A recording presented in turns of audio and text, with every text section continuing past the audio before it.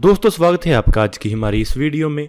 दोस्तों एक बहुत बड़ी खबर आई है कि जापानीज गवर्नमेंट बहुत जल्द भारत को फाइटर जेट्स, मिसाइल्स और दूसरे वेपन्स के एक्सपोर्ट को अलाउ करने वाली है। जापानीज गवर्नमेंट के प्लान है कि वो फाइटर जेट्स, मिसाइल्स और दूसरे वेपन्स को 12 देशों को एक्सपोर्ट करे, जिसमें इंडिया और ऑस्ट्रेलिया और कुछ यूरोपियन और साउथ ईस्ट एशियन कंट्री शामिल हैं। जापान की गवर्नमेंट चाहती है कि वो चाइना के अगेंस्ट अपने डेटरेंस को इंक्रीज़ करे और दूसरे देशों के साथ कोऑपरेट करे, जिनके साथ उन्होंने बहुत सारे सिक्योरिटी एग्रीमेंट्स को भी साइन किया है। इन देशों में Vietnam, Thailand, Indonesia, Malaysia, Philippines, US, UK, Germany, France और इटली शामिल हैं। 2014 में जापान ने अपने डिफेंस इक्विपमेंट को एक्सपोर्ट करने को लेकर जो रेगुलेशंस थे उनको थोड़ा आसान किया था, लेकिन फिर भी वो अपने काफ़ी खतरनाक वेपन्स को एक्सपोर्ट नहीं कर रहे थे। उनकी पॉलिसी थी कि वो केवल उन देशों के साथ अपने वेपन्स को शेयर करेंगे जिनके साथ वो इन वेपन्स को जॉइंटली डेवलप करते हैं। इसके अलावा केवल वो rescue, transport, warning, surveillance and mine sweeping missions के लिए ही अपने वेपन्स को एक्सपोर्ट करते थे, लेकिन अभी उनकी पॉलिसी बदलने वाली है। जापान अभी नए फाइटर जेट्स और medium range anti aircraft missiles को यूनाइटेड स्टेट्स और यूनाइटेड किंगडम के साथ मिलकर बना रहा है। इसके साथ ही जापान ने एक काफ़ी high powered jet engine develop किया है और इसके साथ ही वो अपने एक्सिस जनरेशन फाइटर एयरक्राफ्ट के ऊपर काम कर रहे हैं, जिसके लिए वो यूके के साथ मिलकर काम करेंगे और इसमें काफ़ी एडवांस टेक्नोलॉजीज़ का इस्तेमाल किया जाएगा। तो चलिए अभी इन नई टेक्नोलॉजीज़ और नए जापानीज़ फाइटर एयरक्राफ्ट और जेट इंजन के बारे में जानते हैं, जो कि फ्यूचर में भारत को मिल सकते हैं। दोस्तों, मित्सुबिशी द्वारा बनाया जाने वाला F3 एयरक्राफ्ट जापान का पहला स्टेल्थ एयरक्राफ्ट नहीं है। इससे पहले भी जापान ने एक मित्सुबिशी एक्सट्रूशन एयरक्राफ्ट को डेवलप किया था। ये जापान का एक एक्सपेरिमेंटल एयरक्राफ्ट था, जिससे कि उन्होंने अपने स्टेल्थ फाइटर एयरक्राफ्ट की टेक्नोलॉजीज़ को टेस्ट करने के लिए बनाया था। इसे मित्सुबिशी हैवी इंडस्ट्रीज ने बनाया था। इस एयरक्राफ्ट की पहली फ्लाइट 22 अप्रैल 2016 को हुई थी। बहुत लंबे समय से जापान अपनी पुरानी हो चुकी फाइटर फ्लीट को रिप्लेस करने के लिए फाइटर जेट्स को ढूंढ रहा था। उसकी नज़र अमेरिका के F-22 रैप्टर और F-35 joint strike fighter aircraft के ऊपर थी, लेकिन अमेरिका ने F-22 रैप्टर फाइटर एयरक्राफ्ट की सेल को ब्लॉक कर दिया था। अमेरिका अपने F-22 फाइटर जेट की टेक्नोलॉजी को सीक्रेट रखना चाहता था, इसलिए उन्होंने इस एयरक्राफ्ट की सेल को ब्लॉक कर दिया था। इसी कारण जापान को अपने खुद के मॉडर्न एयरक्राफ्ट की डेवलपमेंट के ऊपर काम करना शुरू करना पड़ा, जिसमें स्टेल्थ फीचर्स और एडवांस सिस्टम लगे होते। लेकिन जापान ने सिर्फ इस एयरक्राफ्ट को एक टेक्नोलॉजिकल डेमोन्स्ट्रेटर के तौर पर बनाया था और इसे जापान अपनी एयरफोर्स में इंडक्ट नहीं करने वाला था। जापान का कहना था कि उन्होंने इस एयरक्राफ्ट को बनाने से बहुत अच्छी इन्फॉर्मेशन और एक्सपीरियंस डेवलप कर लिया है, जिसके बाद अब वो एक नया एयरक्राफ्ट डेवलप करने जा रहे हैं। उनका कहना है कि वो इस नए प्रोजेक्ट को पूरा करने के लिए इंटरनेशनल पार्टनर्स को भी साथ लेकर आना चाहते हैं। बहुत सारी कंपनीज ने इस ऑफर को रिस्पॉन्ड भी किया था। लॉकहीड मार्टिन, जो कि F-22 रैप्टर को बना रही है, उसने भी F-22 रैप्टर के एक अपडेटेड वर्जन को जापान को ऑफर किया है। और इसके साथ ही ऐसा कहा जा रहा है कि एक ब्रिटिश कंपनी बेस सिस्टम भी इस प्रोजेक्ट के लिए जापान के साथ बातचीत कर रही है। ब्रिटेन की बेस सिस्टम्स ने अपना Tempest 6th generation fighter aircraft programme भी शुरू किया हुआ है। इसके साथ ही नॉर्थरॉप ग्रूमन, जो कि अमेरिका की एक एयरक्राफ्ट मैन्युफैक्चरर कंपनी है, उसने भी अपने YF-23 एयरक्राफ्ट के मॉडर्नाइज्ड वर्जन को जापान को ऑफर किया है। इसके साथ ही दोस्तों आपको यहाँ पर बता दें कि जापान ने अमेरिका से F-35 फाइटर जेट भी खरीदे हैं। पहले ऐसा कहा जा रहा है कि Japan 100 American F-35 fighter jets खरीदेगा, लेकिन अब जापान का कहना है कि वो अपने F-35 फाइटर जेट्स को कॉम्प्लीमेंट करने के लिए एक नया फाइटर जेट डेवलप करेंगे, जो कि एयर सुपीरियरिटी रोल वाला एयरक्राफ्ट होगा। जापान के खुद का फाइटर जेट डेवलप करने के पीछे एक कारण यह भी बताया जा रहा है कि अमेरिका का F-35 फाइटर जेट एक एयर डोमिनेंस और एयर सुपीरियरिटी फाइटर जेट नहीं है। इसे ज़्यादा तौर पर अटैक रोल्स के लिए बनाया गया है और जापान को एक ऐसे एयरक्राफ्ट की ज़्यादा जरूरत नहीं है। वो एक एयर सुपीरियरिटी वाला एयरक्राफ्ट चाहती हैं। इसलिए जापान की पहली नज़र अमेरिका के F-22 फाइटर जेट के ऊपर थी, जो कि एक एयर सुपीरियरिटी एयरक्राफ्ट है। इसलिए जापान ने अब अपने मित्सुबिशी F3 एयरक्राफ्ट को बनाने के ऊपर काम शुरू कर दिया है। और अब ऐसी खबरें आने के बाद कि जापान इस एयरक्राफ्ट को एक्सपोर्ट भी करना चाहता है, तो इंडिया के लिए भी बहुत उम्मीदें बढ़ गई हैं।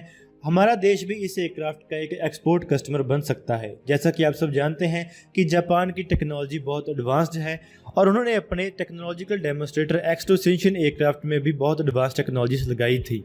उन्होंने अपने एयरक्राफ्ट में fly bye optics flight control system लगाया था, जो कि पहले इस्तेमाल की जाने वाली ट्रेडिशनल वायर्स को ऑप्टिकल फाइबर वायर से रिप्लेस करता है। ऑप्टिकल फाइबर्स के इस्तेमाल से एयरक्राफ्ट में डाटा को बहुत तेजी से ट्रांसफर किया जा सकता और इन वायर्स से लग जाने के साथ EMP वेपन से भी खतरा नहीं होगा।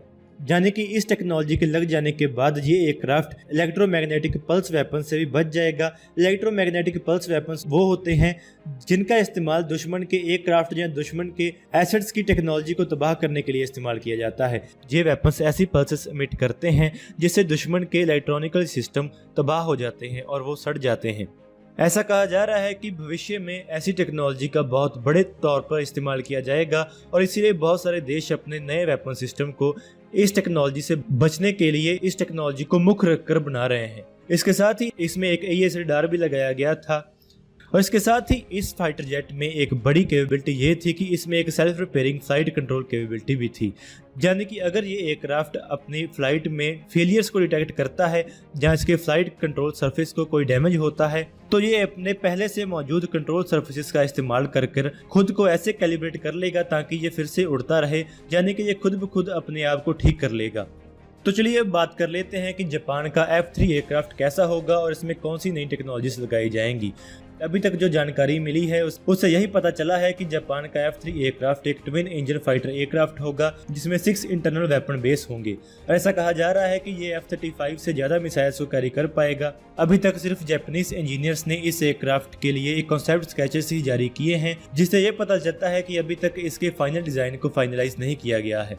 लेकिन फिर भी कुछ ऐसी टेक्नोलॉजीज के बारे में जानकारी मिली है जिसके बारे में कहा जा रहा है कि जापानीज इंजीनियर्स इन टेक्नोलॉजीज को F3 फाइटर एयरक्राफ्ट में लगाना चाहते हैं। 2019 में जापान ने एक XF91 लो बाईपास टर्बोफैन इंजन को डेवलप करना शुरू कर दिया था। इसे इशिकावा हैवी इंडस्ट्रीज ने डेवलप किया था।